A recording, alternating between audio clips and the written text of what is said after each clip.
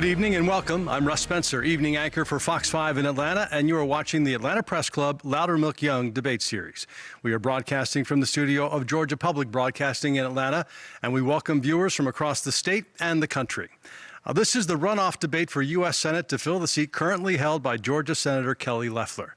And let's meet the candidates now. They are, in alphabetical order, Republican candidate Kelly Loeffler. She was appointed to the U.S. Senate in January of 2020 to replace retiring Georgia Senator Johnny Isakson. She is also part owner of Atlanta's WNBA team, the Atlanta Dream. Democrat candidate Raphael Warnock is the senior pastor at Ebenezer Baptist Church in Atlanta. Ebenezer, of course, the church where Martin Luther King Jr. was pastor. Let's meet our panel now. Greg Bluestein is a political reporter with the Atlanta Journal-Constitution.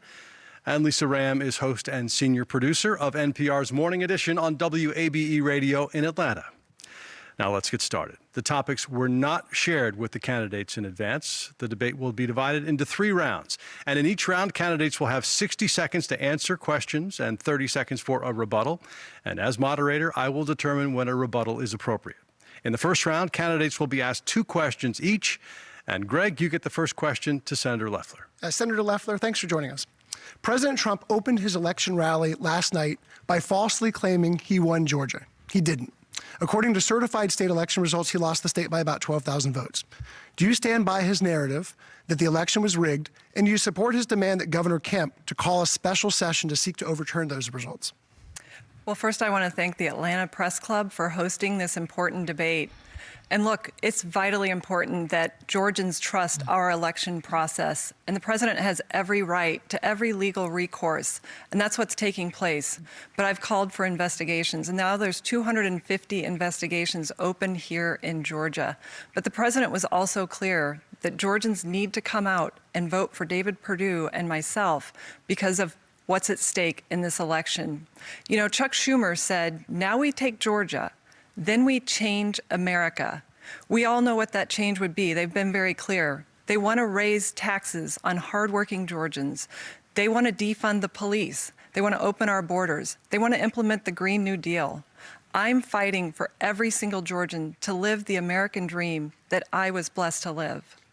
Senator, do you believe the election was rigged? Look, Greg, it's very clear that there were issues in this election. There are 250 investigations open, including an investigation into one of my opponent's organizations, you know, for voter fraud. And we have to make sure that Georgians trust this process because of what's at stake in this election. You know, the promise that Chuck Schumer made was to fundamentally change America, and I'm making sure that we don't go down the road of socialism. Lisa, your turn to ask a question of Reverend Warnock. Dr. Warnock, good evening. Good evening. As a pastor, there are those who are a little uncomfortable with someone switching from the pulpit to the Senate floor in Washington. If elected, how will you navigate the U.S. Constitution's edict separating church and state? Thank you so very much. It's wonderful to be here, and I want to thank everybody who tuned in tonight. I also became aware that Senator Loeffler lost a member of her staff, and I want to extend my condolences to her and also to the family of that young man. Listen, my whole life has been about service. It is why I entered into the ministry, and I am running for the United States Senate as a continuation of that life project. The thing about me running for the Senate is that this gives me an opportunity to work on the issues I've been working on for years. I've been fighting for access to affordable health care. I've been fighting for voting rights. I've been fighting for essential workers, ordinary people, because I know what it's like to be an ordinary person. I grew up in public housing, the first college graduate in my family of 12. I'm number 11. And if it were not for Pell Grants, low-interest student loans, I wouldn't be here. I know the importance of good federal policy. Right. Your goal is to work for fighting families, but what does that translate into beyond affordable housing and health care, as you just mentioned? Well, we got to make sure that we center ordinary people in all of the policy that we do. You know, I grew up with a father and a mother who instilled into me great values. And my dad had a way of saying, get up and put your shoes on. And so he gave me this sense of a work ethic. But if I'm honest, that alone would not put me here on this stage. I mean, here's a kid who grew up in public housing. I'm running for the United States Senate against the wealthiest member of Congress. Only in America is that possible, and I am fighting to make sure that kids like me, whether they're growing up in public housing down in Savannah, Georgia, or rural disaffected communities in North Georgia, that they have access to the American dream that I believe so much in. And I'm concerned that Washington is not focused on ordinary people. You can't tell the difference between Washington back rooms and corporate boardrooms. My opponent represents the worst of that kind of problem, and that's why I'm grateful for this opportunity. I'd like to respond. Please do. Thank you. I was born and raised on a farm. I grew up working in the fields. I waitressed my way through school, and I was the first in my family to graduate from college. I worked hard to live the American dream and became a job creator right here in Georgia. But this type of rhetoric is a distraction from the issues at hand. The Democrats want to fundamentally change America, and the agent of change is my opponent, radical liberal Raphael Warnock, someone that has attacked police from the pulpit, someone that has attacked our military, someone that has agreed to raise taxes on hardworking Georgians as much as $2,000 per family off the bats. That's not what Georgians need to get through this pandemic and get our economy going. I'm fighting for the American dream every day. Okay, Reverend, you're going to have an opportunity to respond to those things because I know Greg is going to get to them. It's his turn to ask you a question. Yeah, I have a question on that same topic. You've been attacked for comments you made from the pulpit about law enforcement and the military, foreign policy, among others. You've also said they're taken out of context, but you made these remarks in a public forum. Why shouldn't Georgians take them at face value? Look, it's clear to me that my opponent is going to work really hard, spending millions of dollars of her own money trying to push a narrative about me because she's clearly decided that she does not have a case to be made for why she should stay in that seat. I have worked my whole life to pull people together. I've been working on criminal justice reform. I've worked alongside law enforcement officers to do that work. Several years ago, I actually brought together the law enforcement officers here in this city, the chief of police, the Black Lives Matter activists, the sitting attorney general, families, parents, all in my church, focused on working on these issues that we've seen emerge time and time again. And we need somebody who knows how to bring people together rather than using these issues as a political point to be made. These issues are tragic, and our law enforcement officers lay it on the line every day. They have an ally with me. I just think that you can affirm what law enforcement officers do and hold them accountable. Senator Loeffler, 30 seconds. You know, my opponent, radical liberal Raphael Warnock, has called police officers gangsters, thugs, bullies, and a threat to our children. When I gave him the chance to apologize in our first debate, he declined. He's also said that you can't serve God and the military. He's used the Bible to justify these types of attacks and make other divisive statements. What we need is someone who can bring together, that can help us get through this pandemic and rebuild our economy across this country and right here in Georgia. That's what I'm fighting to do. Do you want to put that into context? Sure, I'd love to respond. Listen, this is why I think folks have turned off from politics very often, because people will turn anything into a kind of cynical political argument. I was preaching that day from a very familiar Matthew text that says you can't serve God and mammon. It was a sermon about a moral foundation for everything that we do, and that when you have everything in order, that actually makes you a better soldier. It also makes you a better senator. And had Kelly Loeffler listened to the sermon, rather than trying to make a cheap political point, she would not have used her advantage as a U.S. senator to make millions on a pandemic while playing it down to the people she was supposed to be representing. Lisa, I'd like to respond. Oh, go ahead, please. You know, I'm a Christian. I'm a person of deep faith. I don't need a lecture from someone who has used the Bible to not only justify attacking our military. That's not in Matthew 6:24. It doesn't say you can't serve the military and God. But he's also used the Bible to justify abortion. I cannot stand by and let Georgians not know who my opponent is, how radical his views are, and how he would fundamentally change our country. He's out of step with Georgia's values. All right. In the second round, you'll get a chance to ask questions of each other. Lisa has one last question here for Senator Loeffler. Senator Loeffler, good evening. State election official Gabriel Sterling proclaimed this has to stop. He was referring to threats against election workers, Governor Kemp, and the Secretary of State who received death threats. Sterling warned that false claims of widespread election fraud could lead to violence. He said somebody's going to get killed. At his urging, you responded by denouncing the violence, but some didn't think that was enough. So tell us tonight, what is your message to those who would threaten officials, and have you made an effort to help lower the temperature on the behalf of the Republican Party? Well, absolutely. As someone who has been the subject of threats of violence, I absolutely denounce it. But here's what's at stake. The future of our country hangs on this state having free, fair, trusted elections. We have built an organization within our campaign to make sure that Georgians trust this process.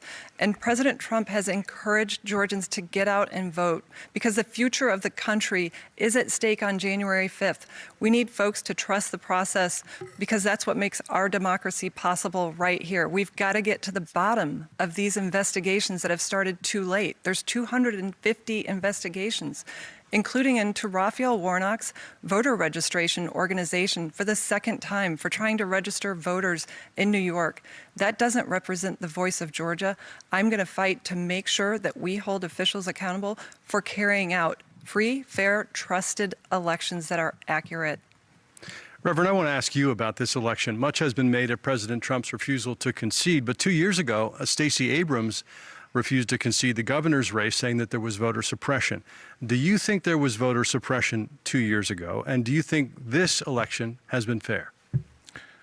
Listen, voter suppression is something that happens all across our country. It's happened here in the state of Georgia. But Stacey Abrams did not refuse to acknowledge the fact that her opponent was the governor. Here we are several weeks after the election, and Kelly Loeffler continues to cast doubt on an American democratic election. It's time to put this behind us and get focused on the concerns of ordinary people.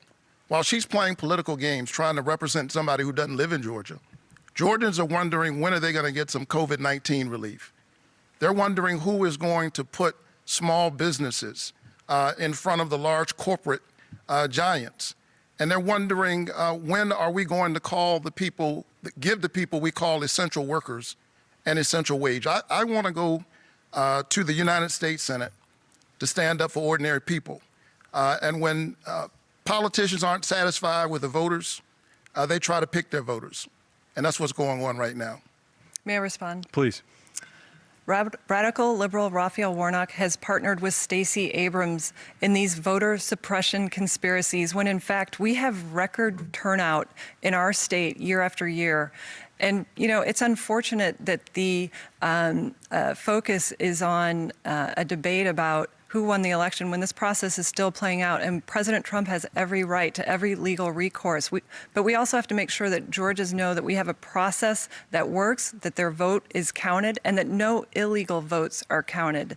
And that's what I'm going to continue to fight for, to make sure that Georgians know everything is at stake in this election, the future of our country, not just the radical ideas of the left, but the radical candidates who would defund the police, who would stand by and attack our military and then withdraw funds that would support Chuck Schumer's defunding of our military by 25%.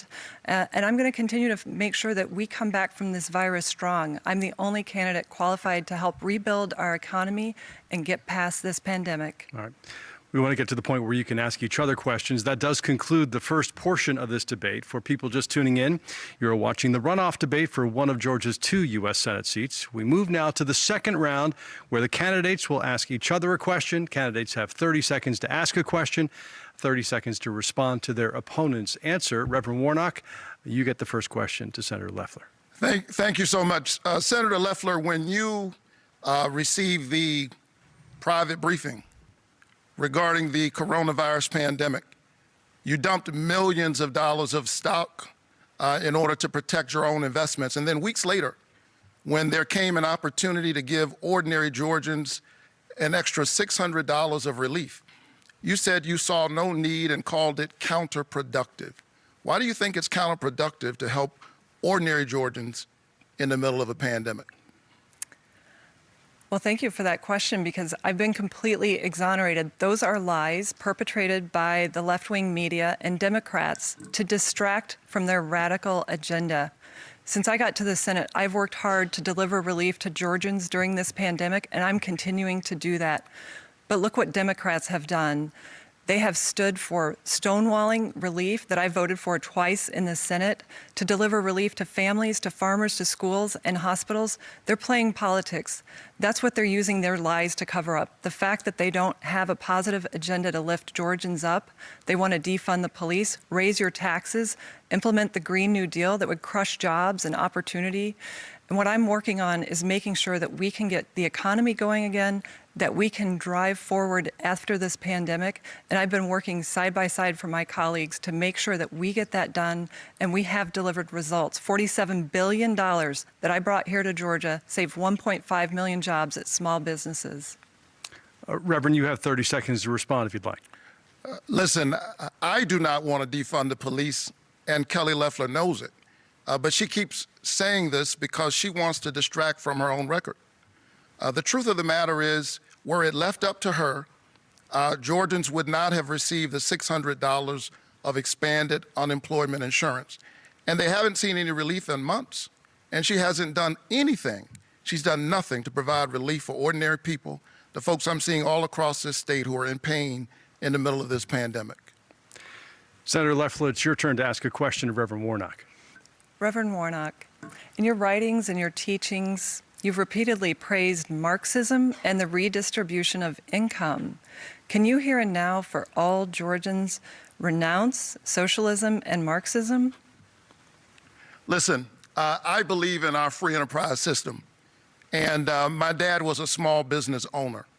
And during the Great Recession, you know what I was doing? I was leading my church to build a community center where, among other things, we had a financial literacy center that taught people how to repair their credit, create a 700 credit score community, how to create a business, how to buy a home, how to participate in our free enterprise system. Kelly Loeffler, on the other hand, was teaching the big banks how to hide their investments offshore in the Cayman Islands. This is how she spent her career before she went to the Senate. This is what she's been focused on now that she's in the Senate. She was only there 3 weeks. I'm not sure she was fully unpacked when she started dumping millions of dollars of stock trying to protect herself. And she purchased that seat. It's done well for her. The issue is that the people who sold it to her don't own it. And the people of Georgia are coming back to get their seat. Senator, you have 30 seconds. Well, predictably, you've just heard more lies from radical liberal Raphael Warnock, who wants to distract from his own words, calling police officers gangsters, thugs, bullies, and a threat to our children, saying that you can't serve God and the military, for his attacks on Israel. You know, what I'm focused on is making sure that we continue to deliver relief. I've already delivered relief for 174,000 small businesses, $7 billion for hospitals. And when the government didn't move quickly enough, I purchased PPE out of my own funds, drove it to hospitals. I donated to hospitals, and I donate my salary to charities across Georgia. I'm here working for Georgia. Reverend Warnock, your turn to ask a second question of the senator. Yeah, my question is actually pretty simple. Yes or no, Senator Loeffler, did Donald Trump lose the recent presidential election? You know, President Trump has every right to use every legal recourse available. In our own state, we've seen time and again that we have investigations that need to be completed. In fact, we've run 2 audits, and those audits discovered thousands of ballots across several counties here in Georgia that were not counted. I've called for a signature audit. We need to hold folks accountable involved in these investigations to make sure that they move more quickly, because everything's at stake on January 5th for the future of our country. If the Democrats win, they will defund the police. They'll keep our country locked down. They want more lockdowns. They'll raise your taxes in the middle of a pandemic. and they'll continue to keep the borders open and support taxpayer funding for illegal immigrant health care. And they'll defund our military by 25%. My opponent, radical liberal Raphael Warnock, would be a rubber stamp for Chuck Schumer because he's bought and paid for by tens of millions of dollars from out-of-state dark liberal money from Chuck Schumer. Reverend Warnock, 30 seconds. You know, I've been moving all across this state, especially going to rural areas. And when I go to these small towns, they're surprised that I'm there. I'm surprised that they're surprised they haven't seen a U.S. senator. And they're wondering why their hospitals are closing, why Kelly Loeffler doesn't think it's a good idea to make sure that they have health care in the middle of a pandemic. We refuse to expand Medicaid in the state. 9 of our hospitals are closing, have closed, and they're wondering who in Washington is looking out for them. Senator Loeffler, you get the final question in this. Reverend Warnock, you were arrested for obstructing police in the child abuse investigation. Can you tell me the nature of this child abuse? Why were the police called? What was your knowledge or involvement in this incident? Sure, here are the facts, and Kelly Loeffler actually knows them. I was working and trying to make sure that young people who were being questioned by law enforcement had the benefit of counsel, a lawyer, or a parent. And the law enforcement officers actually later thanked me for my cooperation and for helping them. She knows this, but the question is, why is she doing this? It is because she has made a calculation that after being in the Senate for 10 months, she does not have a case to be made for why the people of Georgia should keep her there. She has been focused on the same thing she's focused on her whole life, herself. During the recession, she was helping billionaires like her hide their money in the Cayman Islands. She dumped millions of dollars of stock, played it down, and then when she could help ordinary people, she didn't do it, and the people of Georgia haven't seen relief for months. And so she's spending her millions of dollars focused on me because she has no case to make for herself. I think that's sad, but that's no reason for her to keep a Senate seat. You have a rebuttal. You've just heard radical liberal Raphael Warnock lie again and not answer a question, an important question that Georgians deserve to have the answer to.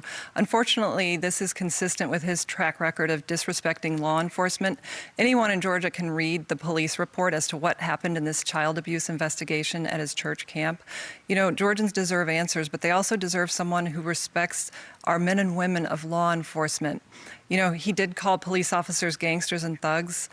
He said that we should empty the prisons and in cash bail. He won't keep our communities safe. That's what I'm fighting for.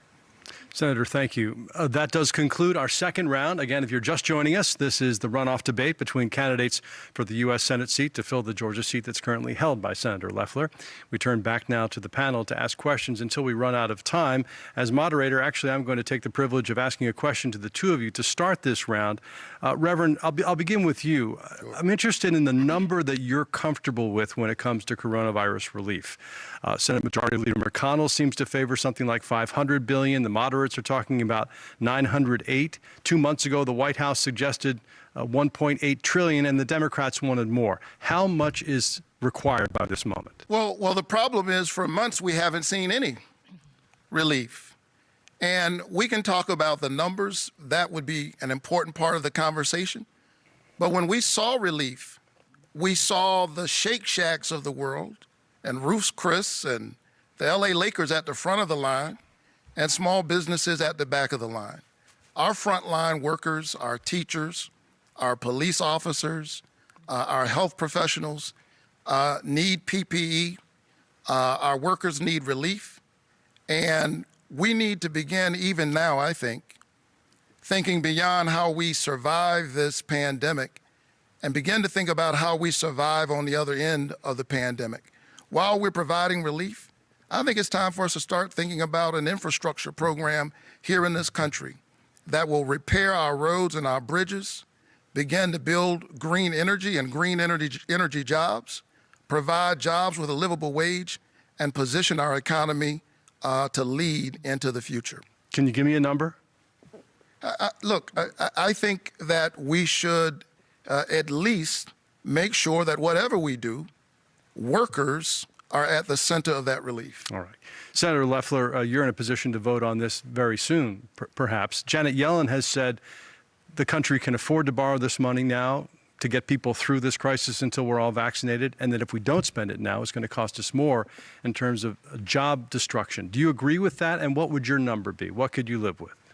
Well, I was pleased to support all the relief packages this spring when we were addressing this virus. Over $3 trillion of relief to Americans, $47 billion that I helped bring right here to Georgia, including $7 billion for hospitals, 174,000 small businesses that I brought $15 billion in PPP funds to, saved 1.5 million jobs. And in fact, I voted twice on the Senate floor in recent months to support a package that Democrats have blocked, that Nancy Pelosi has now confirmed that it was playing politics with Americans' lives and livelihoods. She's held up targeted relief that would have gone to hospitals, to schools, to families, to small businesses. That's what I've been fighting for. That's what the Democrats are holding up. And my opponent, radical liberal Raphael Warnock, would be a rubber stamp for Chuck Schumer and Nancy Pelosi as they try to use this pandemic to put the costs on the back of hardworking Georgians in the form of high taxes to fundamentally change America. And I'm not going to stand by and let that happen. I'm going to make sure that we serve our families and our small businesses right here in Georgia. Thank you. Lisa, it's your turn to ask a question. Senator Loeffler, you have called yourself the most conservative candidate in the race. You're also the richest U.S. senator with an estimated net worth of more than $500 million. How will you use your wealth and your privilege to improve the life of the average Georgian, the one who makes minimum wage, and more specifically, minorities who feel you have not made an attempt to meet them where they are? Well, first of all, I have been blessed to live the American dream, and that's what I'm fighting for every single day in Washington, because I was born and raised on a farm. I grew up working in the fields. I started filling out a time card when I was 11. I waitressed my way through high school and college, and I was the first in my family to graduate from college. I know what it means to live paycheck to paycheck. I've done it. And I also know I'm blessed to live the American dream, and that's why I'm fighting to protect it. That's why conservative values matter, to uphold the Constitution. Our freedoms are under attack in this country. The religious freedom, the right to life, the Second Amendment. And that's what helps create opportunity for all Georgians to live freely. But my opponent, radical liberal Raphael Warnock, is a socialist. He supports policies that would grow our government, bankrupt hardworking families with high taxes. The cost of the Green New Deal on every Georgian family would be $75,000, and taxes would go up $2,000 per family. That's why I'm focused on helping every single Georgian succeed. Have you reached out to minority communities to hear their issues and what they're thinking and what they're feeling? Absolutely. I have built my career based on bringing folks together to lift everyone up. That's what I've done from day one. In fact, I just introduced my prosperity plan that would bring much needed capital, access to capital, to small businesses and minority communities, because our country has failed in that area. That's one way we can help. We can also make sure that we protect school choice. The Democrats would overturn school choice, trapping children, their destiny for education within their zip code. I'm fighting to make sure that we fund school choice and support kids to live their dream, to have that education. But I'm also making sure we keep taxes low. The taxes, the Jobs Act that Raphael Warnock would overturn would raise taxes on single moms making $39,000 with 2 kids. Their taxes would go up 20%. That's not a way to help hardworking families here in Georgia succeed. Greg Bluestein, your turn to ask a question. Yeah, and this next question is for both candidates. We'll start with Reverend. Do you plan to accept a coronavirus vaccine when public health experts declare it to be safe? And if so, how do you plan to persuade the public to take it? Absolutely. When our health professionals tell us that we have a vaccine that works and is effective and safe, I will take it. I will encourage the folks who listen to me, people who are in my church and in the community, to take it. But also I will try to work hard as a senator to make sure that communities that are so often marginalized don't find themselves at the back of the line again, that they have access to the vaccine. So often they find themselves at the back of the line. And I've spent my life standing up, fighting for ordinary people. Kelly Loeffler is trying to misrepresent me because she knows that she has spent the first 10 months, all 10 months of her tenure, thinking about herself. She's the unelected senator of Georgia. She was appointed. The people of Georgia have been disappointed. And they're looking for somebody who will stand up for ordinary people. I've spent my life doing that as a citizen, and I'll do it as a U.S. Senator. You have 30 seconds to respond to that before Greg asks this question of you. You know, I have spent every single day working for Georgians. I'm 100% about Georgia. That was my calling to public service. I was blessed to live the American dream, and I want Georgians to live theirs. I was a job creator right here in Georgia. I'm the only person in this race that knows how to help Georgians. I've created jobs. He's never created a job in his life, but yet he's advocated for high taxes that would crush small businesses and families seeking that opportunity. He would take away school choice for kids who want to have that leg up. And he would play politics just as Nancy Pelosi and Chuck Schumer have done, holding up relief for political reasons. And I think that's completely wrong. Greg? Yet a reminder of the question, do you plan to accept the coronavirus vaccine if public health experts say it's safe? And if so, how do you intend to persuade the public to take it? Absolutely. I was with Vice President Pence on Friday at the CDC. I could not be more proud of what we've done this year to deliver relief, but also get cures, vaccines and therapies that are effective. And so I'm going to encourage my fellow Georgians to stay safe, to get that vaccine. And we have a great plan to prioritize those communities who need it most, and we will make sure that that's carried out.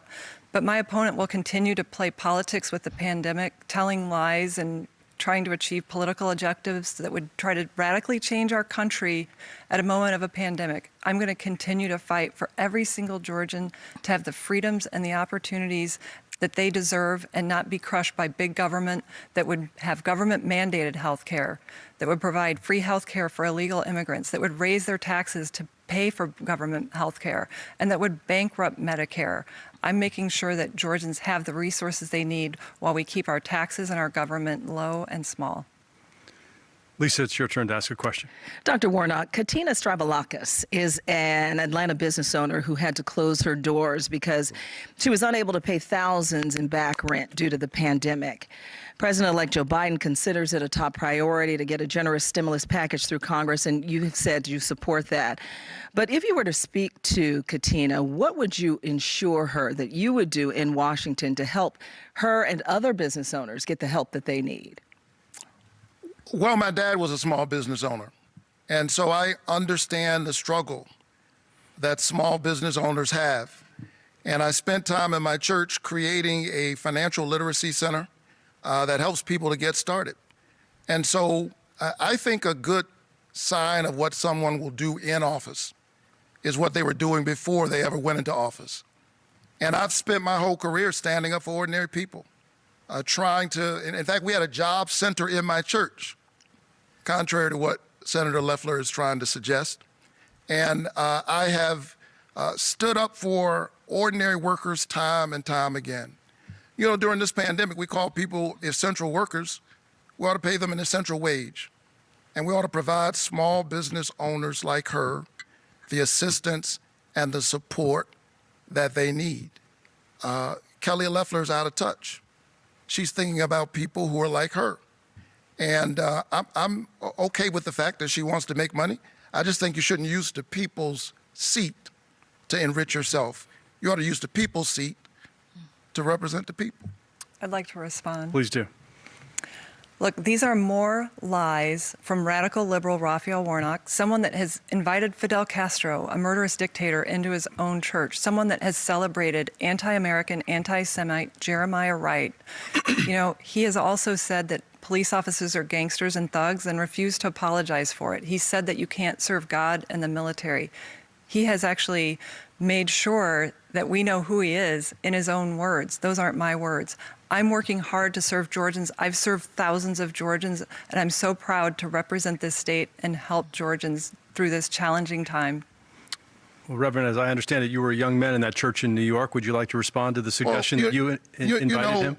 There's a lot at stake right now in the middle of this pandemic, and it's too bad that she's engaged in the politics of distraction and division. I never met him. I never invited him. He has nothing to do with me. If you want to know who informs me and my sense of how we engage as people in the economic system, you need look no further than Matthew 25. I'm a Matthew 25 Christian. That's what I am. I was hungry and you fed me. I was thirsty and you gave me something to drink. I was sick and you visited me. Love your neighbor. And for me, that means you don't get rid of your neighbor's health care, particularly in the middle of a pandemic. Greg? May I respond? Go ahead.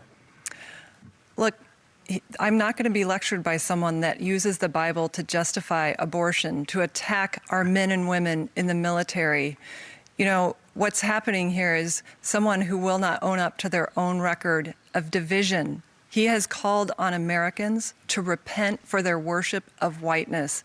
That's divisive. That's hurtful. He's celebrated Jeremiah Wright, anti-Semite. He's actually called Israel an apartheid state.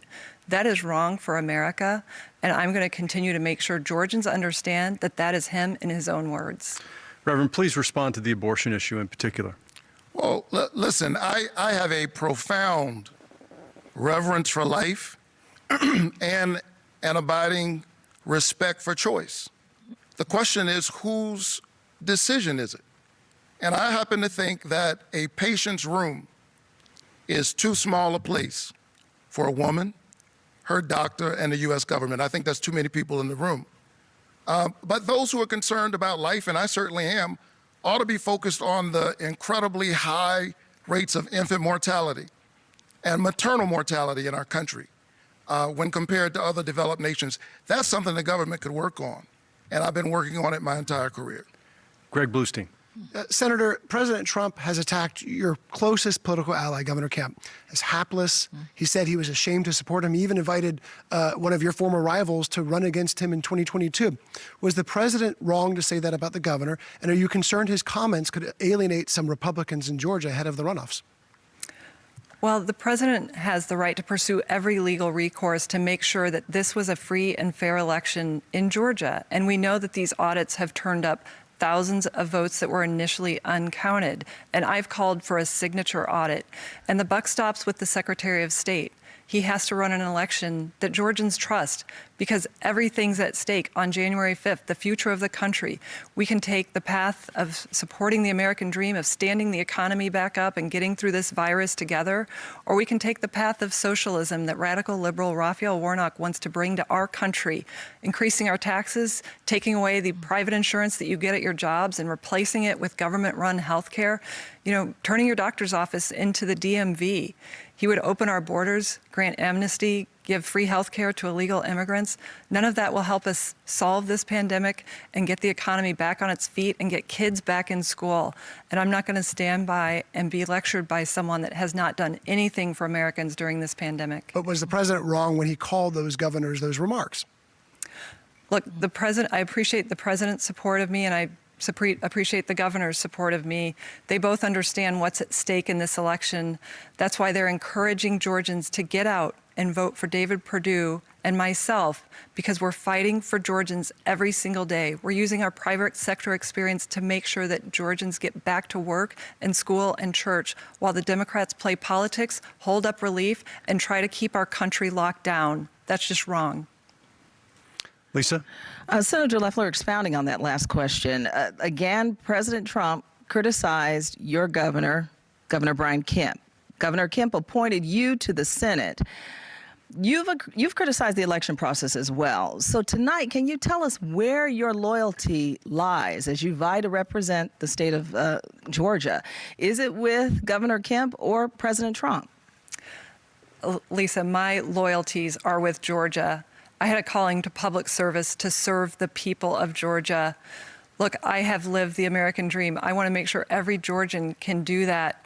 From going from working on a farm, from waitressing, being the first in my family to graduate from college, I know that free enterprise is the way to lift everyone up. Not socialism, not high taxes, not big government, not open borders, not the chaos of defunding the police that the left wants, not the lockdowns. I'm making sure that Georgians know what's at stake on January 5th. Our way of life right here in Georgia will radically change, as promised by Chuck Schumer. Now we take Georgia, then we change America. That's my number one focus, making sure that Georgians know what's at stake. I have served Georgians every single day. It's been my honor, and I'm going to continue to do that. Well, if everything is at stake on January 5th, that would presume that President Trump has lost. Is that what you're saying? What's at stake is the Senate majority. This will determine who brings bills to the Senate floor. And under the Republican Senate, we've been able to deliver $3 trillion of relief to hardworking Americans hard hit by this pandemic, to the frontline workers, to hospitals, to schools. We have to continue to make sure that we open up our economy. The Democrats want to keep this locked down. They want to radically change our country.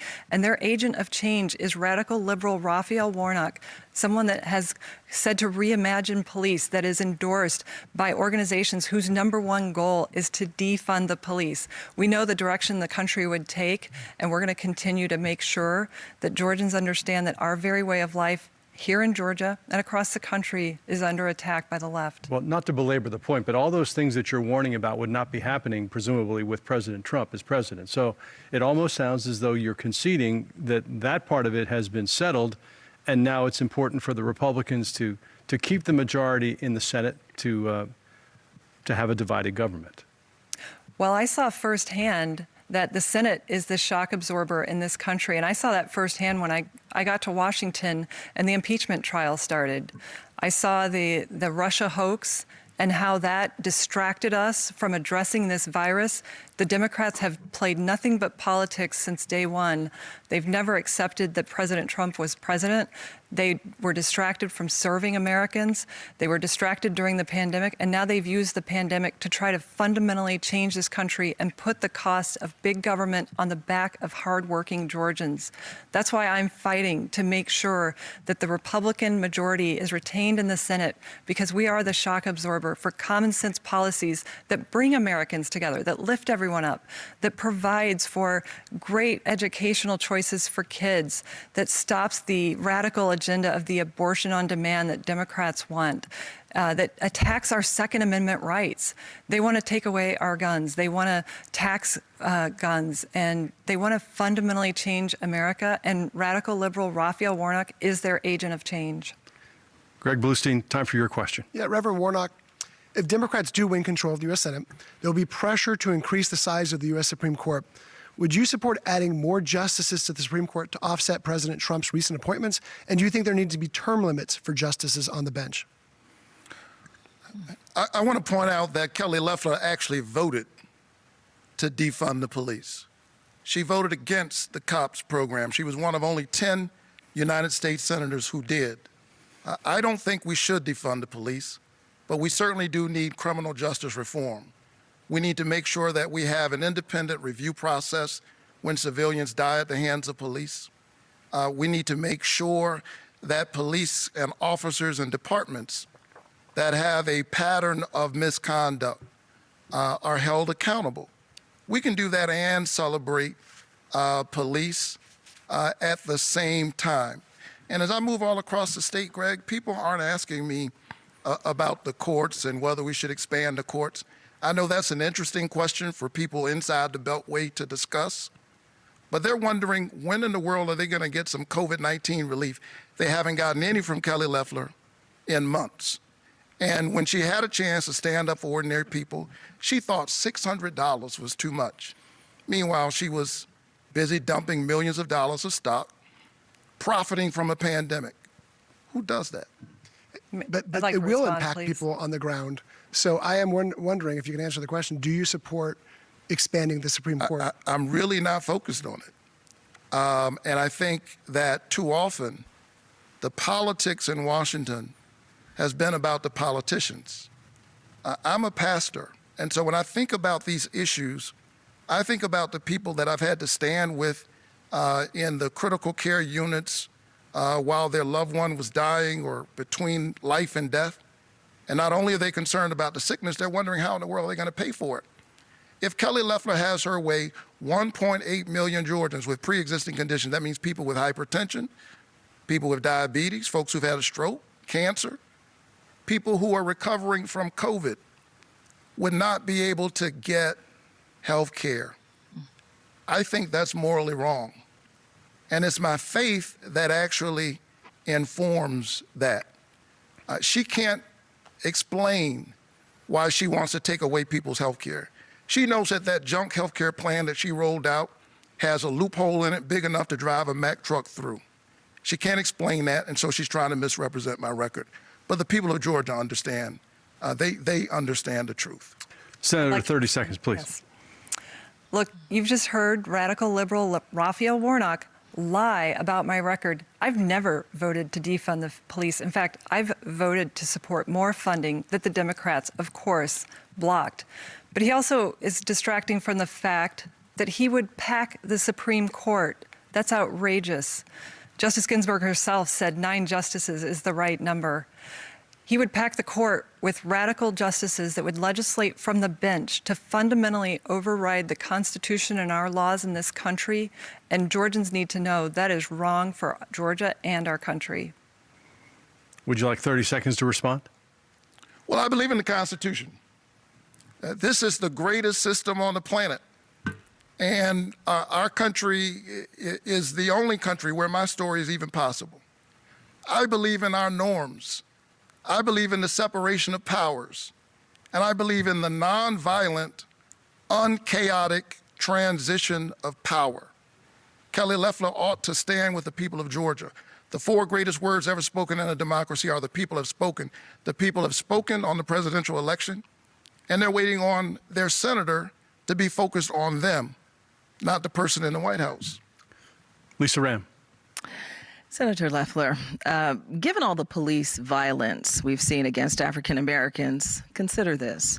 Courtney Owens of Atlanta is worried about her son, her father, and her husband, all African Americans. She fears for their lives daily. You've called the Black Lives Matter movement fascist. You've alienated members of your own basketball team by talking about that stance, or taking that stance, rather. Is that still your view tonight after seeing and hearing how it hits home with so many people personally? And what conversation would you sit down and have with Courtney Owens? Well, the life of every African American is important, and there is no place for racism in this country. But there are organizations whose #1 goal is to defund the police. And we know that that hurts minority communities more than anyone, and we have to stand with our men and women of law enforcement, and I will always do that. You know, that's a distraction from the fact that my opponent does not stand with police officers. He's endorsed by organizations whose #1 goal is to defund the police. He's called police officers gangsters, thugs, bullies, a threat to our children. He's called for our prisons to be opened up and emptied out. He's called for the abolishment of the cash bail system. Look, he doesn't care about safety and security in any community, and I'm fighting to make sure that we have the resources to keep our communities safe and our police departments well-funded and well-trained. Senator, thank you. Would you like to respond to Sure, particularly about opening up the jails? Well, listen, first of all, the land of the free is the mass incarceration capital of the world. We warehouse 25% of the world's prisoners. And people on both sides of the aisle know that our current criminal justice system needs reform. And we saw that this summer, a multiracial coalition of conscience pouring out into American streets after the tragic deaths of George Floyd and Breonna Taylor and Ahmaud Arbery and so many others. And what did Kelly Loeffler do? She used her enormous privilege and power as a United States senator to pick a fight with the black women on her team who know what it's like to grow up in a community where you have to have 2 talks with your children, one about the birds and the bees and the other about what happens if you're pulled over by police officers. To acknowledge that is not to condemn police officers in general. I've worked with police across the years. I've been invited to speak at their memorial services when they have when they've lost their lives in the line of duty. And she says she is against racism and that racism has no place, but she welcomed the support of a QAnon conspiracy theorist, and she sat down with a white supremacist for an interview. I don't think she can explain that. May I respond? Let me give you a chance to respond to that, and then we'll have one last question before we get to closing statements, please.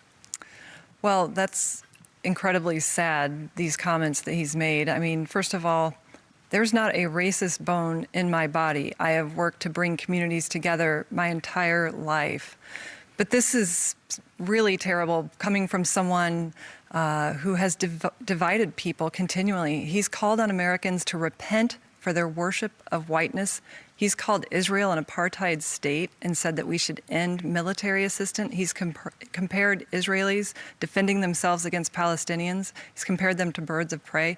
And he's celebrated Jeremiah Wright, an anti-American, anti-Semite. That's divisive.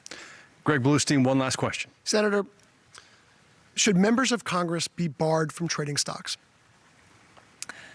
Look, what's at stake here in this election is the American dream. That's what's under attack. When they attack me for a lie, a left-wing media lie, conspired with the Democrats by, this is an attack on every single Georgian who gets up every day to work hard to provide a better life for their family, who wants to live the American dream. It's a distraction from the real issues, not the conspiracies in this election. What's at stake is the future of our country, our freedoms to live the American dream, to not be taxed into bankruptcy, to not have to go onto government health care, government-run health care. They want to take away the health care that 180 million Americans rely on through their work. That's why I've introduced a health care plan to make it more affordable, not government-run health care that would bankrupt those that rely on Medicare. And I'm going to continue to fight to keep our country free, to keep our borders secure, and make sure that our communities are safe and secure. Reverend, you have an opportunity to respond. Well, I mean, the senator can't explain why the people of Georgia should send her back to the Senate. And so she's continued to misrepresent my record. She's lied not only on me, but on Jesus. I mean, everybody's clear about what that passage is about in Matthew. You can't serve two masters. And she should have listened to the lesson. Maybe she wouldn't be so focused on herself. She'd be thinking about the people she's supposed to represent. I intend to center the concerns of the ordinary people that I've been running into all across this state, particularly in rural Georgia. Reverend, thank you. I'd like to respond. We're out of time. I apologize, but you're going to have a chance for a closing statement here in a moment. That is all the time we have for questions. The candidates now have 60 seconds for a closing statement. Senator Loeffler, you get to go first. Well, thank you to everyone who tuned in to this important debate. You can see what's at stake. There are two visions for our country. Mine, the American dream. My opponent, socialism. This is what's on the ballot January 5th, the American dream. I was born and raised on a farm. I grew up working in the fields. I built my career. I became a job creator right here in Georgia, and I have been blessed to live the American dream. But Chuck Schumer said it best, now we take Georgia, then we change America. They would increase our taxes, open our borders, socialize our health care. And my opponent, radical liberal Raphael Warnock, is his agent of change, someone that has falsely used the Bible to attack our military. The Bible never said that that you can't serve God and in the military. He's attacked our police officers. He wants to fundamentally change America into a socialist country. Well, I'm not going to let that happen. I'm working hard for every single Georgian. I'm Kelly Loeffler. I'm asking for your vote on January 5th. Thank you, and may God bless America. Thank you, Senator. Reverend Warnock, your closing statement. Thank you so much, and thanks to everybody who tuned in tonight. I'm Raphael Warnock. I'm one of 12 children in my family, and I'm number 11, the first college graduate. Listen, these are dark and difficult times. And amidst the thick fog of this pandemic and the economic turndown, even during this season of joy, it's hard for people to find joy. I think about my dad in a moment like this. God bless his memory. He used to wake me up every morning at dawn and said, get ready, get dressed, put your shoes on. It was dawn. And so it was morning, but it was still dark. It's dark right now, but morning is on the way. It's our job, Georgia, to put our shoes on and get ready. Because there are those who are engaged in the politics of division. They have no vision, and so they engage in division. Tomorrow is the last day to register. Tell everybody you know to make a vote plan, because health care is on the ballot, workers are on the ballot, voting rights is on the ballot, criminal justice reform is on the ballot, and if you give me the honor of representing you in the U.S. Senate, We have to I'll go, be thinking sir. about Georgia every single day. Thank you very so much, Reverend and Senator. Before we conclude this debate, everyone involved in tonight's production sends their condolences to the Loeffler campaign and to the family of staff member Harrison Deal, who was killed in a car accident on Friday. Our thoughts are with the family. They're with you. We're very, very sorry. We'd like to remind voters that Election Day is Tuesday, January 5th. Absentee voting has already begun in Georgia, and early voting in Georgia begins December 14th. Thanks to the candidates and to the panel for participating in this debate. Well done. Thanks to the Atlanta Press Club and Georgia Public Broadcasting for arranging this debate. I'm Russ Spencer with Fox 5 in Atlanta. Thank you for joining us for the Atlanta Press Club Loudermilk Young